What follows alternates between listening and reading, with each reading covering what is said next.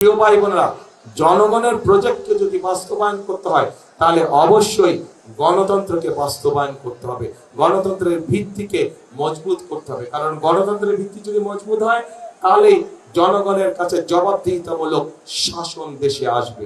জনগণের কাছে যারা জবাবদিহি করতে বাধ্য থাকবে তারাই জনগণের জন্য কাজ করবে। অতীতে আমরা দেখেছি যারা ক্ষমতা দখল করে রেখেছিল জনগণের কাছে তাদের কোনো জবাবদিহিতা ছিল না, এবং জনগণের কাছে যেহেতু তাদের কোনো জবাবদিহিতা ছিল না, সেজন্যই আমরা দেখেছি দেশে কিভাবে দুর্নীতি হয়েছে, দেশে কিভাবে অনাচার হয়েছে, দেশে কিভাবে গুম হয়েছে, দেশে কিভাবে খুন হয়েছে, দেশে কিভাবে লক্ষ লক্ষ মানুষ গায়েবী মামলা নির্যাতনের শিকার হয়েছিল। কেউ ভাই বোনেরা, আসুন আজকে আমাদেরকে ঐক্যবদ্ধ হতে হবে এবং ঐক্যবদ্ধ হওয়ার মাধ্যমে আমাদেরকে অবস্থার পরিবর্তন করতে হবে।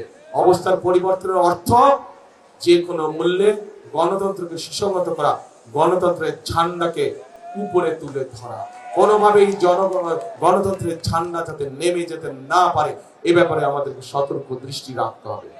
প্রিয় ভাই বোনেরা, আমরা শান্তিতে বিশ্বাস করি, কারণ শান্তিতে এই জন্য আমরা বিশ্বাস করি, শান্তি থাকলে আমি যে কথাগুলো আপনাদের সামনে বললাম সেই কাজগুলো আমরা বাস্তবায়ন করতে চাব। আমরা ঝগড়া ফ্যাসাদ বিবাদের মধ্যে যেতে চাই না, এবং যেতে চাই না বলেই আজ আমি এখানে দাঁড়িয়ে কারো কোনো সমালোচনা করছি না। বরং আমি যদি সমালোচনা করি আপনাদের কোনো লাভ হবে? আপনাদের পেট ভরবে? পেট ভরবে? আপনাদের কর্মসংস্থানের ব্যবস্থা হবে? আপনাদের কৃষি লোন 10,000 টাকা যে মওকুফ করবো আমরা, সেটা করা সম্ভব হবে? এটা করা সম্ভব হবে। সেজন্যই আমি কারো সমালোচনায় যেতে চাই না। কিন্তু কোথাও যদি কোনো অনাকাঙ্ক্ষিত কোনো ঘটনা ঘটে থাকে, অন্তর্বর্তীকালীন সরকার আছে, তাদেরকে বলবো সঠিক সুষ্ঠু তদন্ত করুন, সঠিক সুষ্ঠু তদন্ত করুন।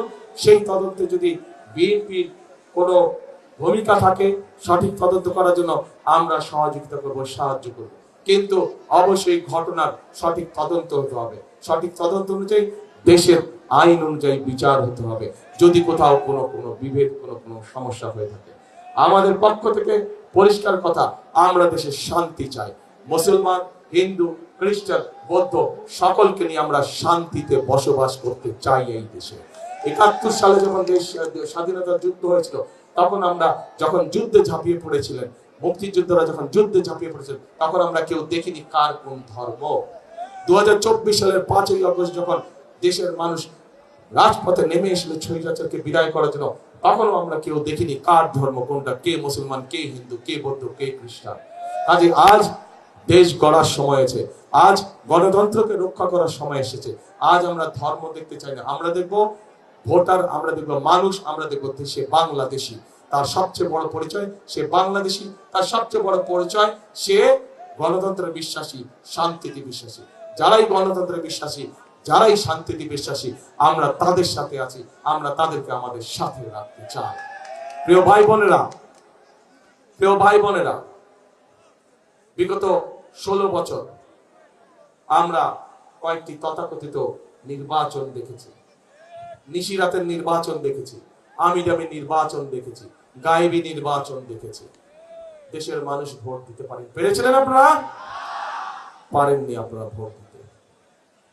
তারা চলে গেছে যারা ভোটের অধিকার কেড়ে নিয়েছিল। কিন্তু আরেকটি মহল ষড়যন্ত্র শুরু করছে, ভেতরে ভেতরে ষড়যন্ত্র করছে কিভাবে এই নির্বাচনকে ক্ষতিগ্রস্ত করা যায়, কিভাবে বাধাগ্রস্ত করা যায়।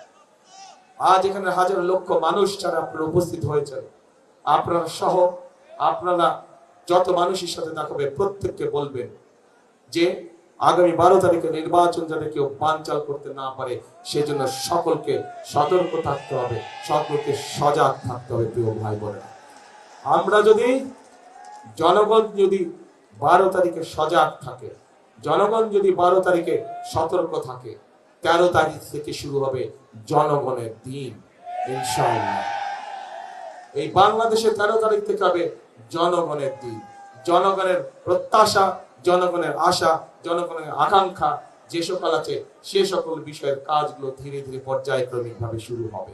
বেকারদের কর্মসংস্থানের সমস্যার সমাধানের কাজ শুরু হবে, মা বোনদের ফ্যামিলি কার্ডের কাজ শুরু হবে, কৃষক ভাইদের কৃষক কার্ডের কাজ শুরু হবে। বেকারদের কর্মসংস্থানের কাজ শুরু হবে। আমাদের তিস্তায় পদ্মা ব্যারাজের কাজ আমরা শুরু করব, বরাদ্দ প্রকল্পের কাজ আমরা শুরু করব, 10,000 টাকা পর্যন্ত কৃষি লোন মওকুফের কাজ আমরা শুরু করব। এই কাজগুলো হচ্ছে জনগণের কাজ, এবং এই কাজগুলো ইনশাল্লাহ 12 তারিখে ধানের শীষ জয়যুক্ত হলে পরে ইনশাল্লাহ 13 তারিখ থেকে শুরু হবে জনগণের জয়যাত্রা। সেজন্যই প্রিয় ভাই বোনেরা, সবসময় আমি একটি কথা বলি, শহীদ জিয়া দেশ গড়েছেন, দেশনেত্রী খালেদা জিয়া দেশ গড়েছেন, এখন আমাদের সকলের পালা দেশ গড়া। কারণ এই দেশই হচ্ছে আমাদের প্রথম এবং এই দেশই হচ্ছে আমাদের শেষ ঠিকানা। সেজন্যই আমি একটি কথা বলি, সবসময় একটি কথা বলি, কথাটি আপনারাও জানেন, আমার সাথে দয়া করে কথাটা বলবেন। করব কাজ, সবার আগে বাংলাদেশ।